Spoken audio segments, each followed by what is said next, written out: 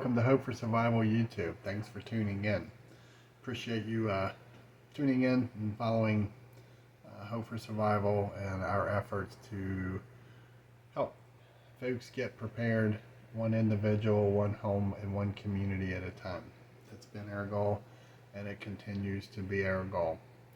And with that said, this video is a compilation of lessons learned and observations from my perspective from Hurricane Helene over the past couple months. And I've been compiling notes, and I finally put them together to brief to our Hope for Survival Thursday night Zoom group in a meeting last week. And I had some time available that I wanted to share them to you. So, what does this have to do with you? You weren't in the disaster zone, possibly. Well, you remember the old saying by Rahm Emanuel, who worked for the White House prior to President Trump's first tour. So never let a crisis go to waste. Well, this applies here. It's never let a disaster go to waste. And it's always important to watch and look for observations on how people respond to the event, both psychologically and physically and spiritually, which is key for all of us. But looking for those steps and processes or lack thereof in a disaster and disaster zone to bring back and share with others to hopefully benefit and learn from these horrific events and disasters that turned thousands, if not hundreds of thousands of families' lives upside down, and it continues to this date. And how I would like for you to approach the information I've shared here is thinking of it as if you are a community leader in your neighborhood or small town, and more importantly, your own home. Okay, and these are all aspects of preparedness that we've talked about at Hope for Survival for 5.5 years. It's part of the curriculum and some of our training classes, and it should be important to you. If you're one who sits back and thinks, I don't need it because a disaster will never happen or occur, I would like for you to come down to the numerous disaster zones and ask the numerous victims how many of them felt the same way, and they've lost everything. You can't predict the unpredictable, okay? And preparedness, and what we're talking about here is your personal insurance policy for self-sustainability for you and your family and your community post disaster. Think about it this way. What are the two things that we as humans need more than anything, earthly speaking? Food and water. Why do we have multiple insurance policies for our home, for our life, for our health, for our cars? We have insurance for everything, some by choice and some forced upon us by state and federal law. But the single thing that we have to survive is food and water. And we are totally, as people, we're totally dependent upon another source of getting these things to us. Clean water, and water on demand as we need it, and food as we need it and on demand. And many people fail to realize, as there are so many different reasons why the resource uh, category is so fragile. Okay. Um, as I've said, the first article I wrote in Starting Hope for Survival was when the 18-wheelers stopped rolling. And so many people have this thought that there's trucks lined up at the back door of grocery stores and the food never runs out. And that's simply not the case. President Reagan once said you are 9 meals away from starvation. And that is very, very true. Okay? 9 meals would equal 3 days, correct? We, as a nation, use a just-in-time supply system. Grocery stores, gas stations, and pharmacies are stocked for a 3-day supply, and the stock and demand is based off of need averages from shopping. Okay, and if any kind of event would occur to stop the trucks from coming in with fuel or coming in with food, that 3-day supply, what happens in your community when the weatherman says you're going to get snow? People rush to the store and some of your basic needs, the shelves are empty. There's no more. That's the point. Okay? And if you have like my community where I live, we basically have one grocery store within probably 20 minutes, 25 minutes. We have one grocery store, okay? And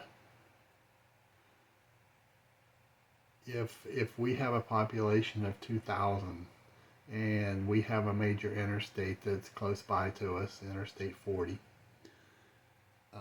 if people for some reason are stranded or the roads are closed due to weather or disaster and they detour down, we now have the added population from that traffic feeding off of that 3-day supply of the numbers that our grocery store is stocked for.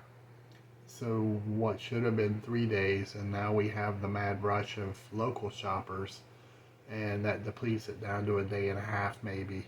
And then we have the added people who are off the interstate, or maybe a local college.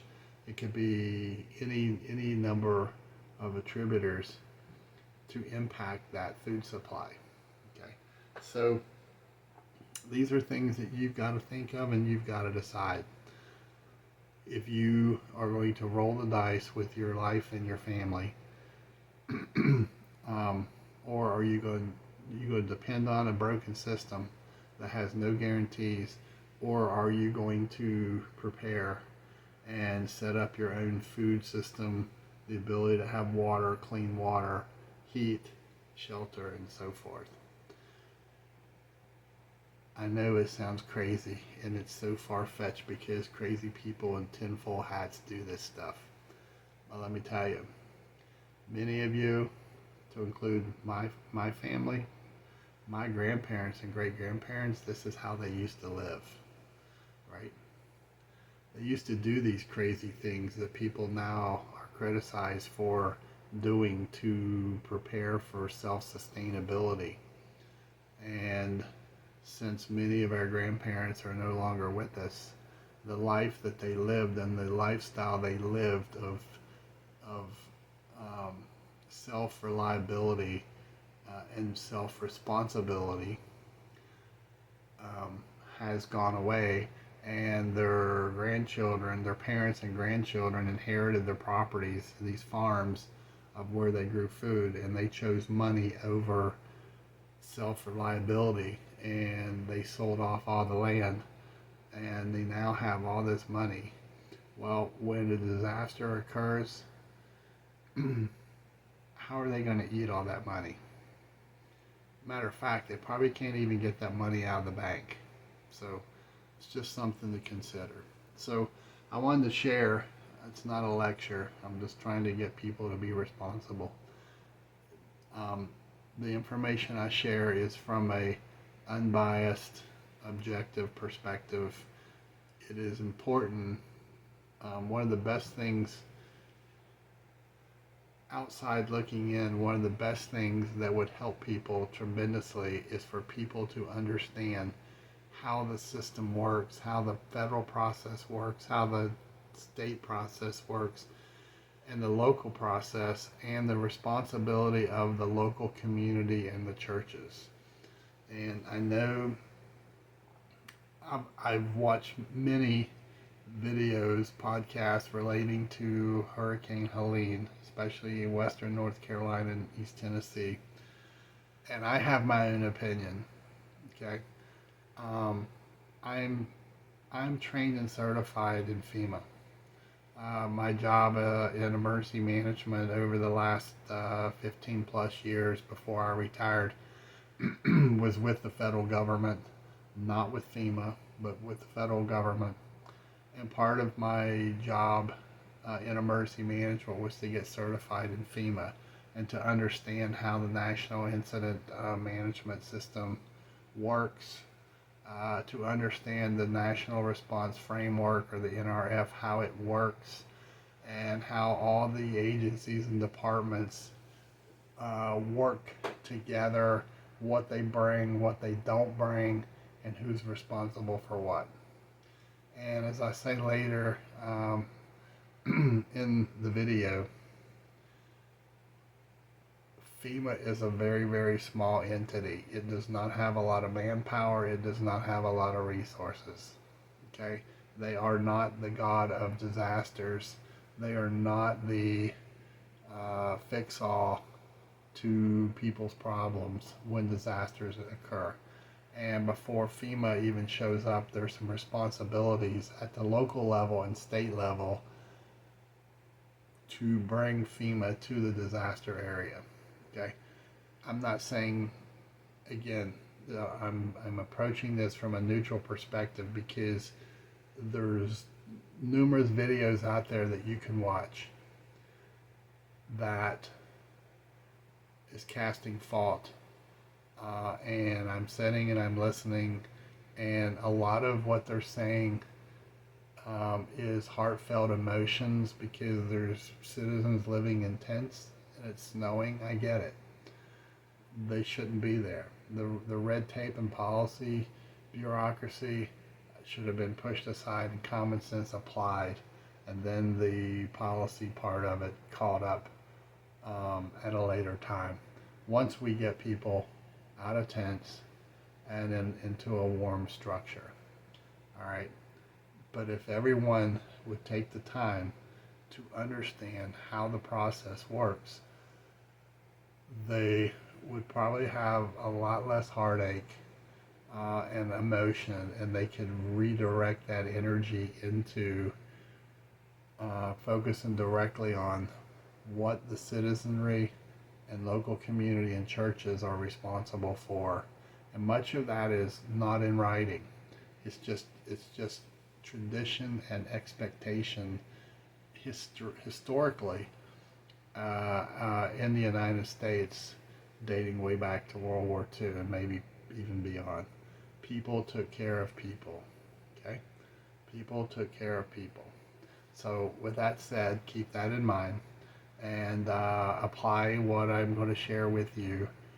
If a disaster occurred and you are the leader of your household and you are now suddenly thrown into a leadership role in your community, and these are just things to help you. So let's go on to the information. Okay, so let's get started talking about lessons learned from Hurricane Helene. This is coming from multiple locations that I worked at as a volunteer, boots on the ground at 3 or 4 locations, and also locations that Hope for Survival also provided resources to over the duration, the first 7 weeks, 6 weeks, boots on the ground, and we've continued to support multiple locations as well, continuing on with the home repairs and rebuild of Ed's story if you have followed it on YouTube. And big thanks out to all of the um, Hope for Survival family and folks outside of Hope for Survival who have donated Lowe's cards and also monetary resources um, to help in this effort. To date, it's right in the neighborhood of $20,000 that's um, been put forth to help. Donations are still needed as we continue our efforts to help Brother Ed do home repairs and rebuild of his home down in Hampton, Tennessee. So nothing that I share here is targeting anyone. These are simply observations and also things to help you in your preparedness journey, things to think about and consider, um, and also to maybe help folks understand how some of the processes work. So let's get started. So first, the areas that I'm going to discuss: preparedness versus prepping, federal, state, and local responses, family, community, churches inside and outside the disaster areas, early warning capabilities and communication, medical availability and capabilities, transportation and logistics. And a note here: understanding the response process alleviates confusion and misinformation regarding who is doing or not doing tasks and providing resources. FEMA responds to a disaster based on the declaration made by the state governor as requested by the local mayor, fire chief through the respective FEMA zone POC. The FEMA zone POC then carries the request to the federal FEMA director, who then takes it to the president for approval. Based on the level of declared disaster, if approved, FEMA will or will not bring resources to the disaster area. FEMA is not the fix-all organization many believes to be the case. Understanding NIMS, National Incident Management System, will help you understand how the process works and help avoid untrue viral conversation, which impacts a disaster zone negatively. Always remember, FEMA's role is to protect the continuity of government, or COG, first and foremost, not protect and restore quality of life for disaster victims. The more you understand about this process, the less heartache you will have when a disaster occurs, and how the process is supposed to go. Who is doing what? Preparedness versus prepping. Preparedness is preparing for every day versus prepping for a single event. Think about how many disasters occur in the time frame that preppers are preparing for a single event. They're preparing for the big one, while floods, ice storms, power outages, tornadoes, floods, and so forth will occur, causing devastation and a change to lifestyle for the citizens in that area. So at Hope for Survival, we focus on preparedness and preparing people for everyday life. It's a self-sustainable insurance policy to protect you and your family in the event something in your life changes. A job loss, you may get sick and lose your job and not have an income, or you may have some form of a disaster occur that changes how your lifestyle is. We want to help you build that self-sustainability around your lifestyle. Roughly 90% of the citizens, flooded or not, had less than 72 hours of provisions such as food, water, heat, capabilities, cash, or backup communications. Prepper types had not planned for this type of natural event, did not have backup plans to include a cache apart from their home or property. They openly stated to me they had no plan No plan for a natural event, and focus strictly on a government collapse and civil war. Preparedness types, though smart in skills and being proactive, they relied heavily on outside response for logistical resources in most, if not all, areas. So, federal, state, and local authority responses. This is important. From a federal level, minimal to no response. Their focus is on federal highways, and federal buildings. This is considered critical infrastructure. What critical infrastructure is in and around the disaster area that they must get back in an operational status? It may be hospitals, roads, communications, water, sewage, things of that nature. It could be nuclear power plants, things in your area, your vicinity. This is their primary focus. This is how they're funded. And this is the pots of money that they would draw from to fix and repair federal responsibilities. FEMA. FEMA primarily focused on appointments by citizens for claims. There was no response initially for everyone was yelling, where are the FEMA campers, FEMA trailers, so on and so forth. Part of this is based on the level of declaration that was declared by the governor, and also available resources for them to respond with. Okay, and as I said to start, I'm sharing this with you from a neutral perspective. I have my own opinions, but I don't want it to influence this information that I'm sharing with you. In the initial part of the disaster, the federal level worked with the county mortician for deceased identification and accounting for the number of deaths. State, there were governor tours of disaster areas, roads, schools, homes, and private businesses. States, in many cases, are repairing state roads, highways, and bridges. And also, they had some role in the deceased identification and counting. At the local level, remember, all disasters are managed at the local level. Most communities failed to understand this. Remember, we're not talking about major cities here with large EMA response, manpower, equipment, training. With outside support and guidance, establish command and control for response, coordinated receiving assignments, and volunteer accountability within disaster zones. They control public relations and media, provided funding for emergency generators and resources for emergency operations centers when one was used, and they helped establish communications within the disaster area.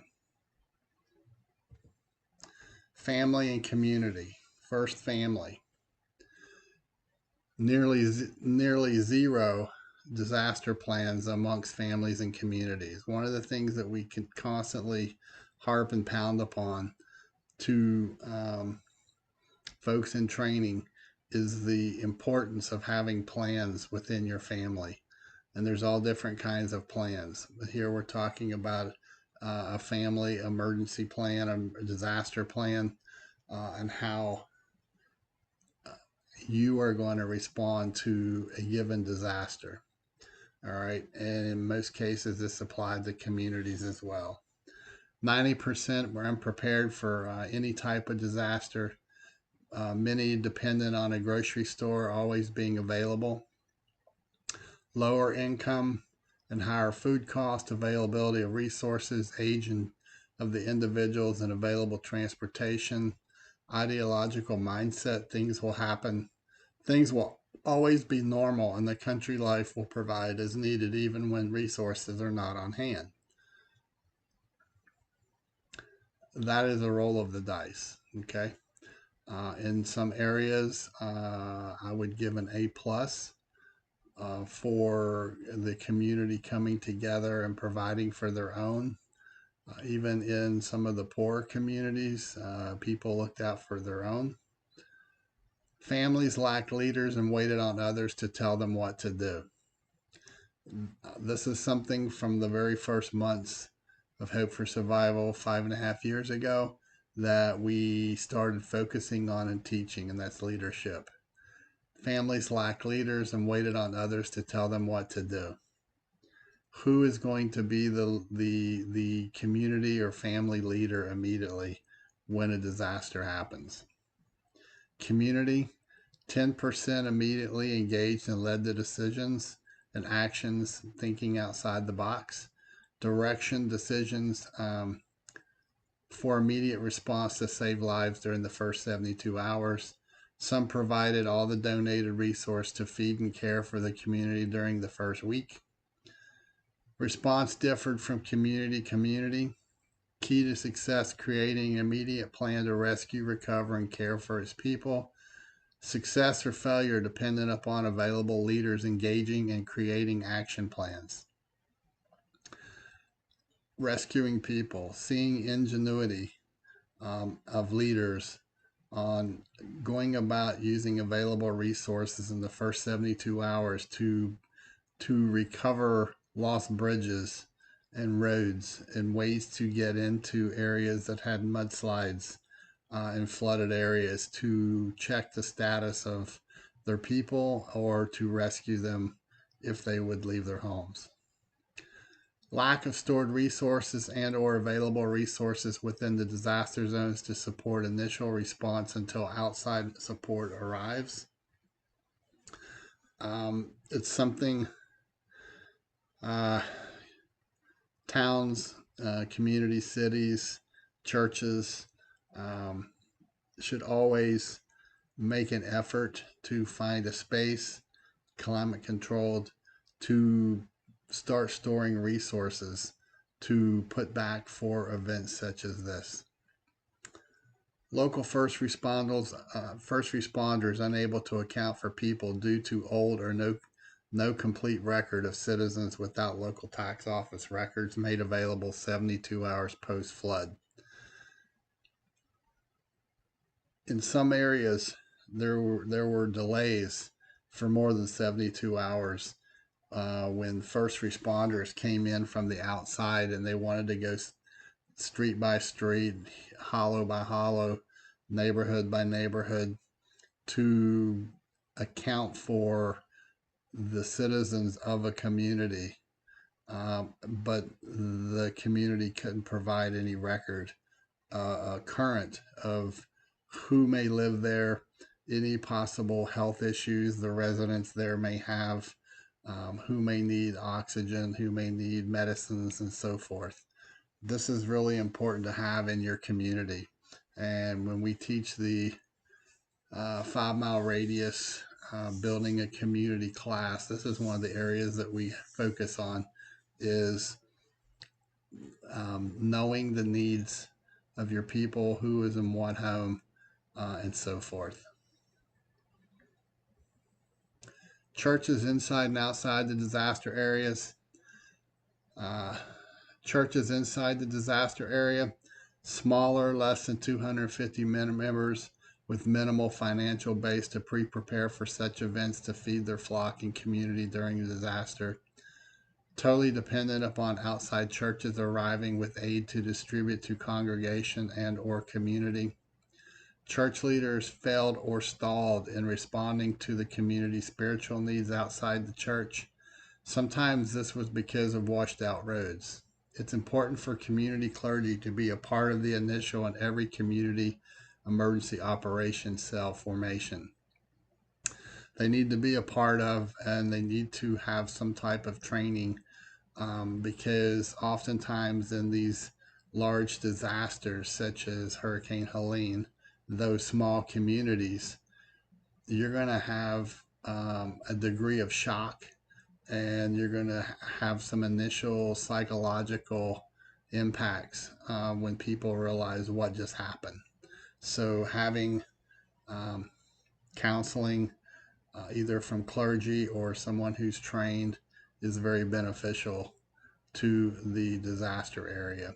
churches outside the disaster areas. Quick response volunteers, mobile kitchens, medical support, and supplies was outstanding. Supplied both local churches and community distribution points with resources. Provided hundreds, if not thousands, of hot meals 3 times daily for workers and locals. Self sufficient with resources, lodging needs, and personal meals and water. Without the church, the disaster areas would have struggled to survive past week 1. Cannot elaborate enough on the support that churches outside the disaster areas provided. Honestly, this should not be a surprise, because if you look at how the whole system works from the federal, state, and local level, if you go back in history, back to World War II, the federal government deals with federal things, the state government deals with state things, and the local level, community, churches, they deal with reestablishing a degree of self-supporting capabilities within the people who live there. And historically, much of this history and effort comes from within the churches and private citizens who donate money, resources, and time to help rebuild and regain a level of self-sustainability amongst their citizenry. And there's a lot of folks who get angry at the federal government and also the state government for lack of response and support for these people. And I get it. I understand it. I mean, if you pull back the policies and the red tape and use common sense, there are ways that a federal and state response could have dealt with the needs of people, so that we don't have citizens living in tents in the snow right now. Again, it's the difference between red tape and policy versus common sense. Okay, just my opinion. Early warning capabilities and communication. Zero capabilities in this area in smaller communities. Larger communities with giant voice sirens available did not sound alarms that I'm aware of. Most giant voice early warning capabilities are, in most cases, for things like tornadoes in tornado areas, tsunamis in tsunami areas, and so forth. There was no capability to give a early warning or heads up to people that the rivers were out of the banks and floodwaters were rushing towards them. And many of the lives that were lost is attributed to this area. Most homes not located in flood zones, so most families lived unprepared for this type and level of disaster and caught off guard. One community, Waynesville, North Carolina, they exercised their working communication via GMRS radio once the internet and cell phone services went down. They had this process pre-established, pre-disaster, as part of a preparedness effort and continued push to get GMRS radios linked to the repeater and working, so that the people of their preparedness group or family could communicate once the disaster occurred. An important thing to note on this is, even if you have GMRS capabilities and so forth, you've got to have a form of battery backup for recharge on your radios, and also for the repeaters that you're connected to. Any type of communication network typically will have a 4-hour battery backup, but once it goes down, if it doesn't have some form of a generator or solar connected, it's going to go down. Existing ham radio operators lacked backup power capabilities. When the utilities went down, they could no longer communicate. Volunteers coming into a disaster zone with communication struggled with unknown terrain, causing delays in standing up comms.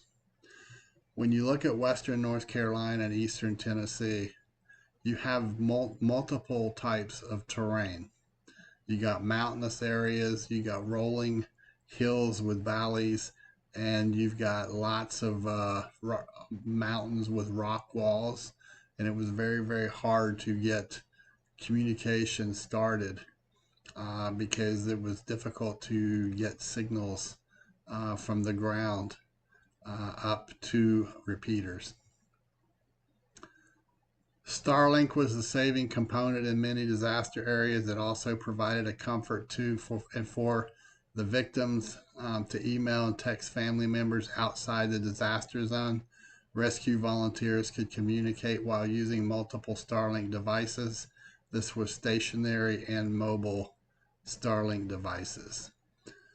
Homeland Security provided numerous numbers of Starlink devices for both the emergency response workers and then also setting them up, allowing community people to come within signal range to check email.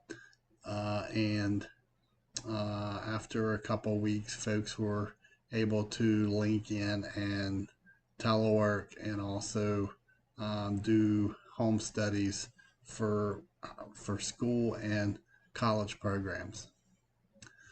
I personally was able to communicate with Miss Lucy and Festus using my bivy stick the first 72 or so hours on the ground until Starlink was established. I have a bivy stick that is a text and email capable device. It connects to a satellite that I've had for a couple years. And several folks within Hope for Survival also hold bivy sticks or other like devices. Medical availability and capabilities. Most local medical facilities and response capabilities lost during the flood.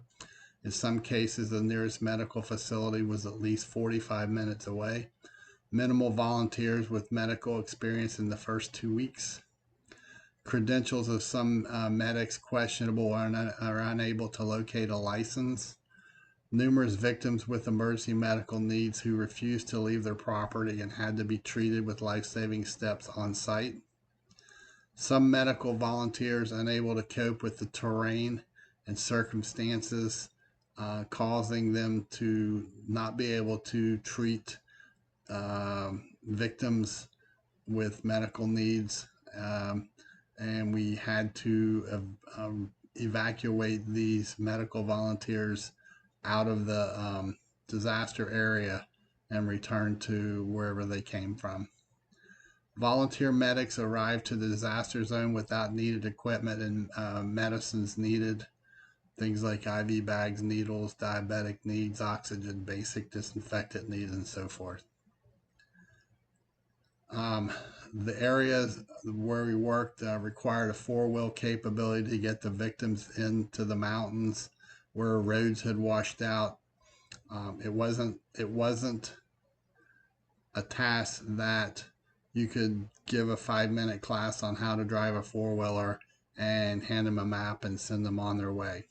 It took a lot of effort coordinating where to go and finding routes to get into these victims because of the known paths being destroyed from the floodwaters and things like that. Water consumed without testing. After a couple weeks, the well water turned brown after 2 weeks post-disaster without previous testing. This was not good. I don't know if this was across the disaster areas. I just know this to be specific to 2 disaster zones where the water turned brown, and the disaster victims in the area had been drinking the water. You need to have water testing kits available on hand to support your family and your community. Transportation and logistics. Transportation. Due to washed out and destroyed roads, transportation around the disaster area was reduced to quads, four wheelers, horses, and foot. Transportation required a person familiar with abilities and limitations to the vehicle of choice and operating under disaster conditions. Fuel can be an issue if not already stored or trucked in from the outside the disaster area.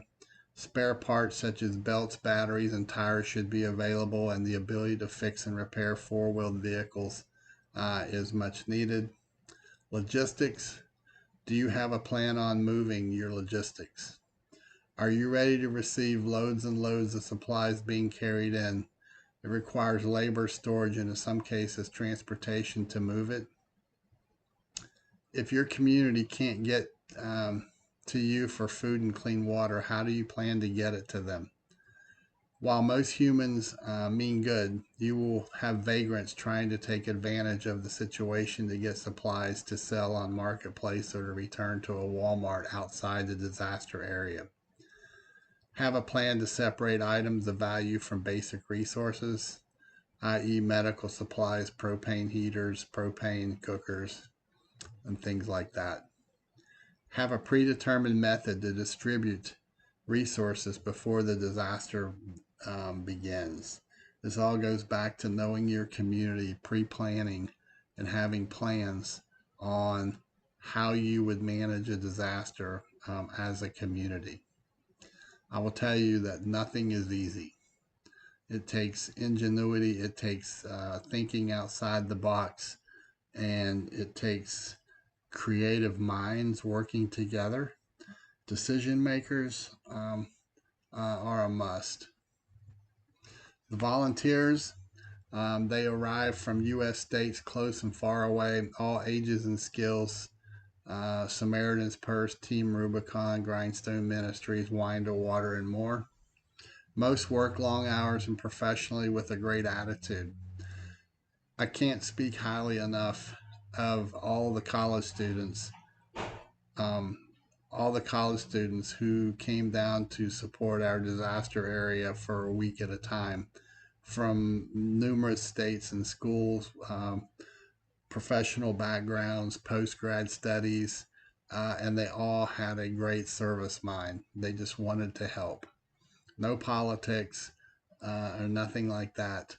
It was all, I'm here to help, and kudos to them. Many volunteers unprepared for domestic disaster response showed up with full battle rattle to deal with Appalachia people. It was a disaster zone and not Ukraine or Kosovo. What I mean by this, we had caravans of vehicles coming from states outside the disaster area in East Tennessee, and they climbed out of their vehicle and they had their battle gear on. And I'm not knocking them because they didn't know what they were coming into, but there's a huge difference in a disaster zone uh, from a natural disaster, which this was, versus a, a domestic style man made disaster.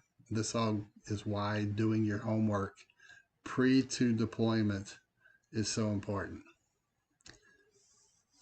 Many over promoted their skills up front. They told us all the things that they could do. However, when put to the test, oftentimes their skills lacked. And it was more experience. Oftentimes it was skills they had learned from a book or a classroom or off YouTube. Not knocking any of that.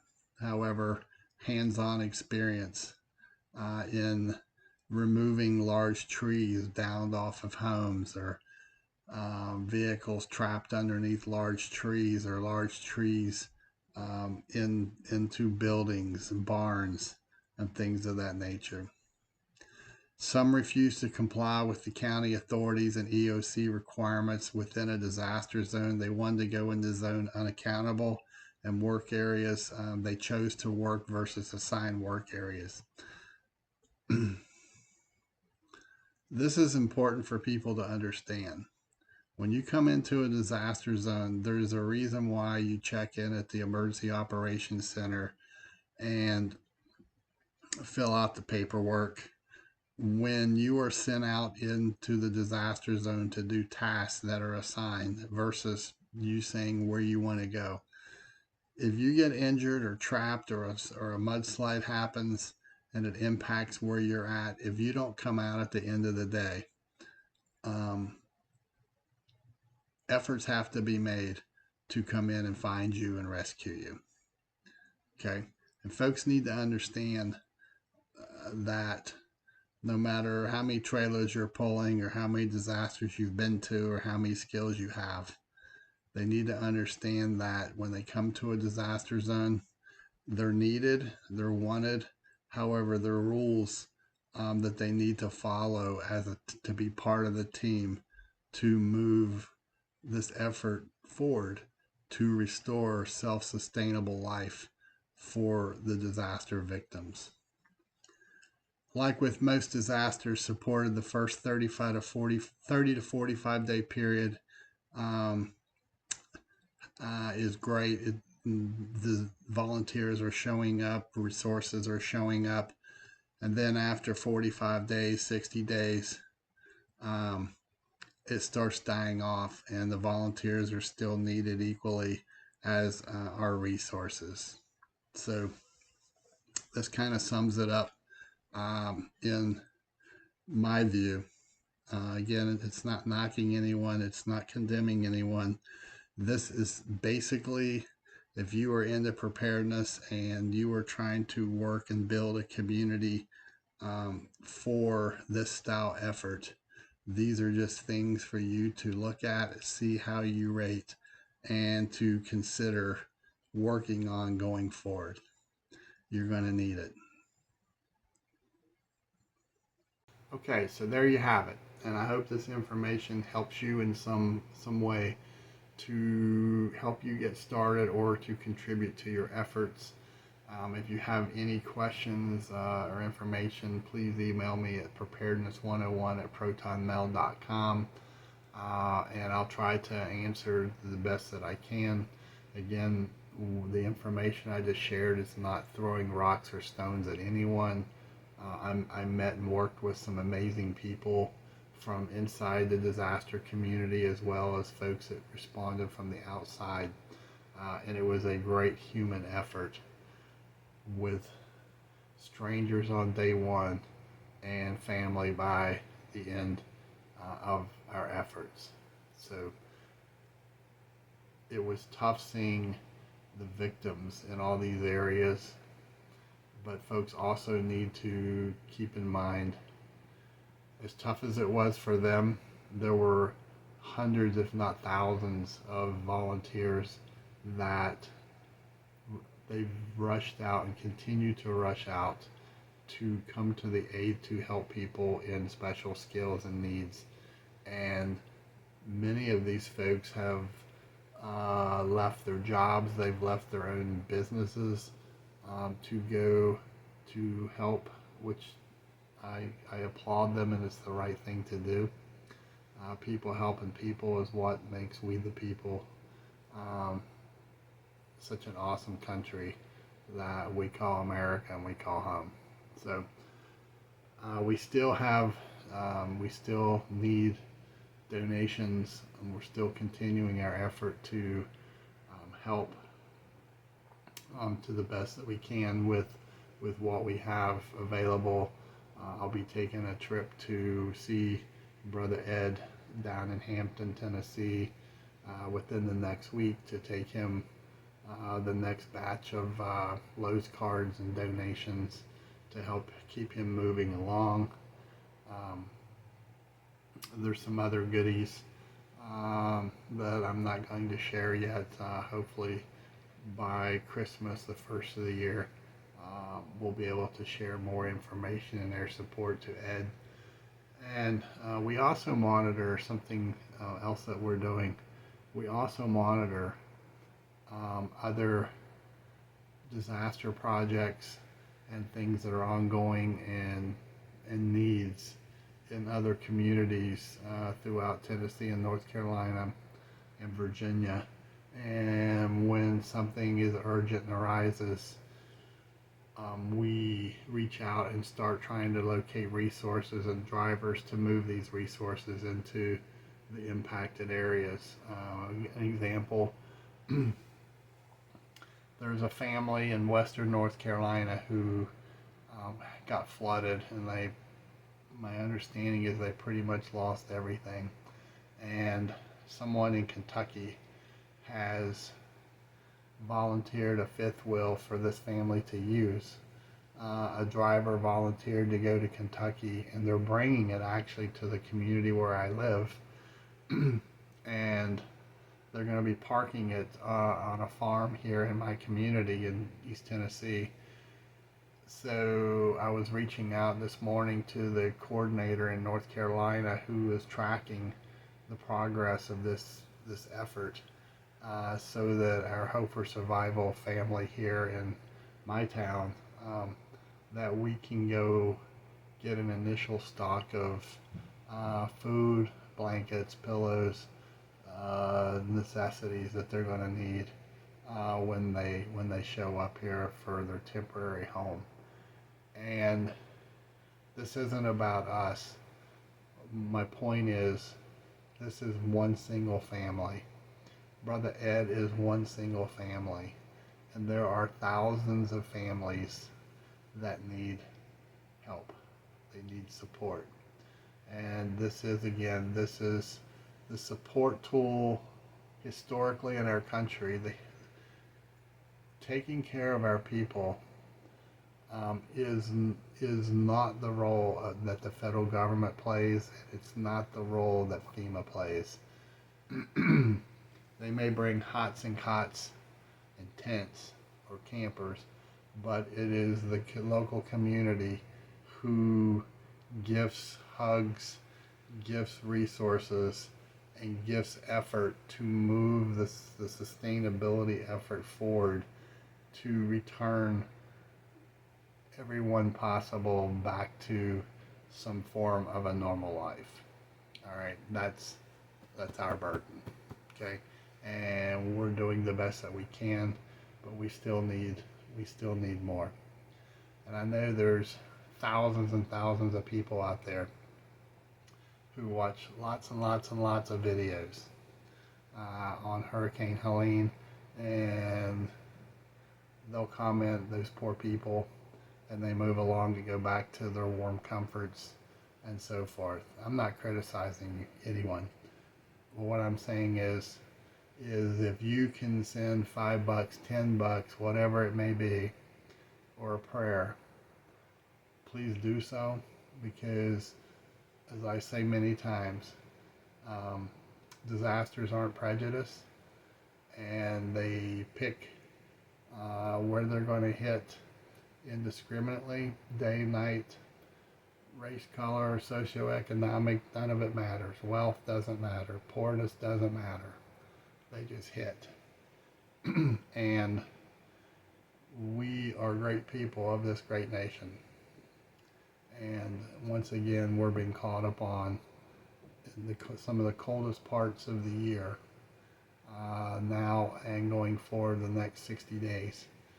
And our people need us. So if you would like to contribute or help, email me at preparedness101, and just in the title put I want to help, and I will email you back.